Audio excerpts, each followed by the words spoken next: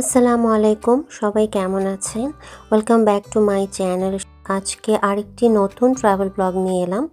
আজ আপনাদেরকে নিয়ে যাব আমার সাথে করে অ্যালবার্টার ক্যাপিটাল এডমন্টন থেকে মাত্র 45 মিনিট ডিস্টেন্সে একটি লেক, যার নাম হচ্ছে লেক ওয়াবামান। আর এই যে লেক ওয়াবামানে ঢুকতে গেলেই এই সুন্দর দৃশ্যটি চোখে পড়ে। সুন্দর একটি নৌকা, তার উপরে ছোট ছোট ফ্লাওয়ার্স, এগুলো মোস্টলি ওয়াইল্ড ফ্লাওয়ার দিয়ে ডেকোরেশন করা। এত কাছে এই লেকটি, কিন্তু এর আগে কখনো আমাদের যাওয়া হয়নি, তাই ওয়াবামান লেক কেমন লাগলো সেই এক্সপিরিয়েন্সে আপনাদের সাথে শেয়ার করব। লেকের এন্ট্রেন্সেই এই জায়গাটা, এখানে যে বাচ্চাদের প্লেগ্রাউন্ড আছে, আর তার সাথে এই যে দেখা যাচ্ছে লেকের একটা অংশ। আর এই অংশটা থেকেই লোকজন ট্রাকে করে বোট নিয়ে যায়, তারপর বোটগুলো পানিতে নামায়। এটা হচ্ছে ওই অংশটা। আর আদার সাইডে একটা ট্রেন ট্র্যাক দেখা যাচ্ছে। ট্রেন ট্র্যাকের আদার সাইডে ছিল আমাদের মোটেলটা, ছোট্ট একটা টাউন। আর এই লেক কমিউনিটিটা ঘিরেই হচ্ছে টাউনটা। একটা ট্রেন আসতেছে।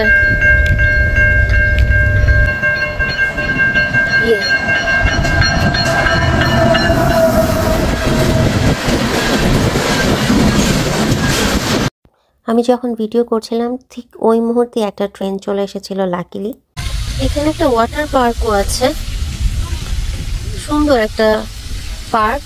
এখানে পিকনিক করা যাবে, যেখানে শেডের মধ্যে বসে খাওয়া দাওয়া করা যাবে। এখানে একটা ছাউনির মতো আছে, কেউ যদি পিকনিক করতে চায় এখানে পিকনিক করতে পারবে।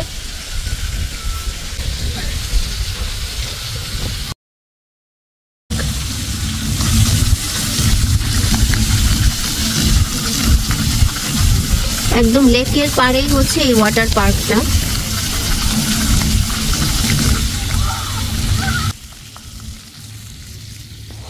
আর এটা হচ্ছে washroom and changing room. Water পার্কে খেলাধুলা করার পর বা লেকে সুইমিং করার পর এখানে চেঞ্জ করা যায়।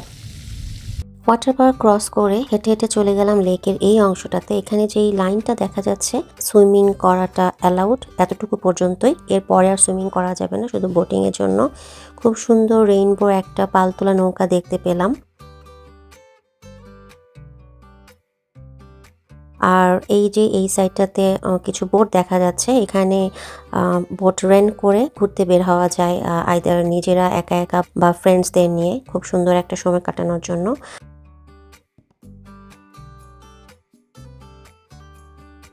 আর এই যে এখানে যে ডকের মতো দেখা যাচ্ছে, এখানে অনেকে ফিশিং করতে আসে, বাট ফিশিং করা হয় রাতের বেলায়। যারা ফিশিং করে তারা বললো রাতের বেলায় নাকি এখানে ভালো মাছ পাওয়া যায়।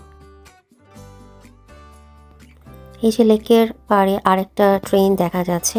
এই ট্রেনগুলো কিন্তু যাত্রীবাহী ট্রেন না, এগুলো হচ্ছে মালবাহী লরি। আমরা হাঁটতে হাঁটতে আরেকটু পর চলে গেলাম লেকের আরেকটি সাইডে, যেখানে কিনা বোট রেন্ট করা হয় সে জায়গাতে। তো এই যে এখানে অনেক রকমের বোট আছে, বোটগুলো রেন্ট করা যায়। এটা হচ্ছে বোট রেন্টালের অফিস, অনেক রকমের বোট আছে। ওয়াও, এটা তো এগুলো ইঞ্জিন দেওয়া। আবার এই ধরনের বোটও আছে।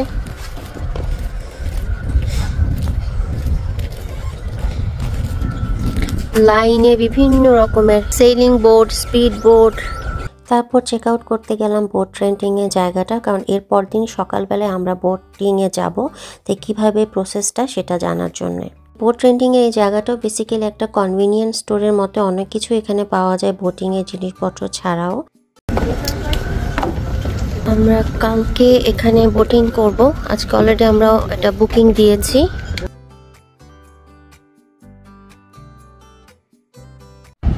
লেক ওবামন থেকে 15 বা 20 মিনিটস ড্রাইভিংয়ে আমরা আরেকটা লেকের কাছে চলে আসছি। এটার নাম হচ্ছে লেক সিবা, লেক সিবা বিচ এরিয়া। এটা এখানে একটা মিনি গলফ এরিয়া আছে। তো সাহির বলছে সে মিনি গলফ খেলবে। দেখা যাক, মিনি গলফ খেলতে হলে এখানে একটা স্টোর আছে, এখান থেকে টিকিটস নিতে হবে। So let's see. এই যে এখানে একটা কনভিনিয়েন্ট স্টোর আছে, আইসক্রিমস, স্ন্যাক, তারপরে যে মিনি গলফ, এখান থেকে টিকিটটা নিতে হবে।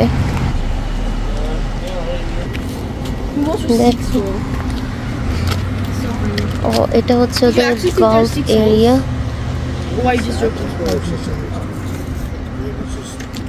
তারপরে যে এখানে বসে থাকা যাবে। আমি এখানে বসে ওদের জন্য ওয়েট করব। এখানে একটা সিটিং এরিয়া আছে। এটা হচ্ছে ওদের মিনি গলফ এরিয়া।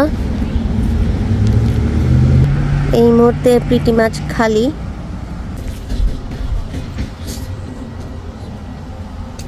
এই তো মিনি গলফগুলো এরকমই হয়। এখান থেকে স্টার্টিং হবে।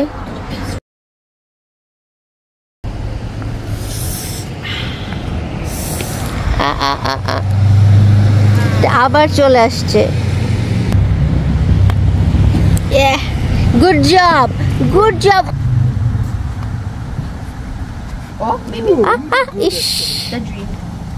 তারপর এটা হচ্ছে 2।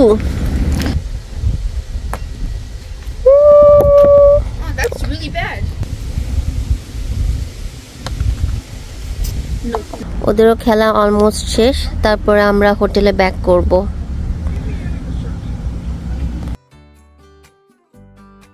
এটা হচ্ছে পরের দিন সকালবেলায় ব্রেকফাস্ট করেই আমরা বোটিংয়ের উদ্দেশ্যে বের হয়ে যাই।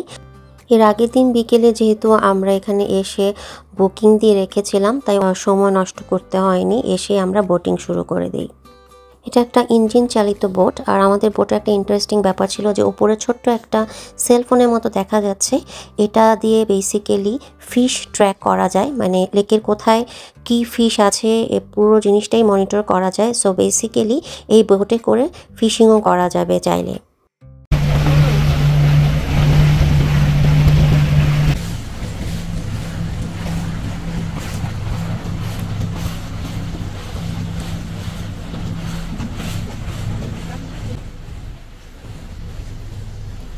সেদিন বেশ গরম ছিল, তাই লেকের শীতল যেই পানির ভাবটা অনেক ভালো লাগছিল।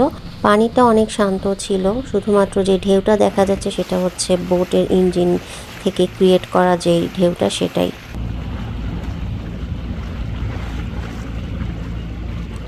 বোটিং করতে করতে আমরা আরও একটি ট্রেন দেখতে পেলাম। আর এই ট্রেনগুলো অনেকগুলো বগি অ্যাটাচ করা থাকে, তাই এক একটা ট্রেন যেতেও সময় লাগে অনেক।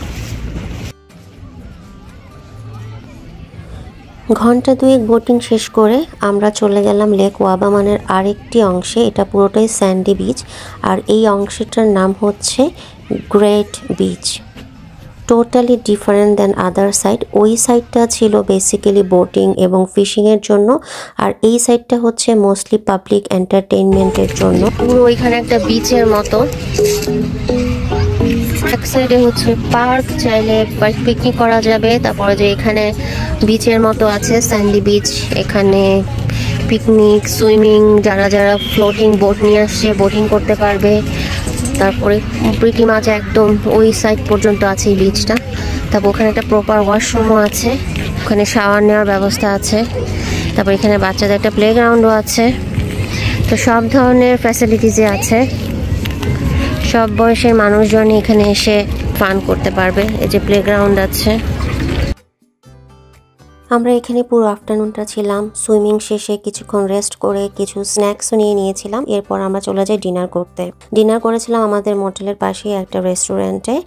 আর এরপরে আমরা বেসিক্যালি রুমে চলে গিয়ে ঘুমিয়ে পড়ি, কারণ পরের দিন আমাদের আবার ব্যাক করতে হবে ক্যালগেরিতে। আমাদের লেক ওয়াবামান ট্রিপ শেষ, আমরা বাসার দিকে রওনা দিচ্ছি। তো এখন দুপুর 11টা, 11:30 এরকম বাজে। ক্যালগেরিতে যেতে 3.5 ঘন্টার মতো লাগবে, কিন্তু আমরা হয়তো মাঝে 1-2 জায়গায় থামতে পারি। তো হোপফুলি লেক ওয়াবামানের এই ট্রিপটা আপনাদের ভালো লেগেছে, কারণ ক্যালগেরি থেকে মাত্র 3.5 ঘন্টার ড্রাইভিংয়ে এত সুন্দর একটা লেক আমরা এক্সপেক্ট করিনি। সব ধরনের ফ্যাসিলিটিসই আছে। হোপফুলি আজকের ব্লগটি আপনারা এনজয় করেছেন। নেক্সট ব্লগ নিয়ে আবার চলে আসবো খুব শীঘ্রই। দেখা হবে সবার সাথে। টিল দেন, আল্লাহ হাফেজ।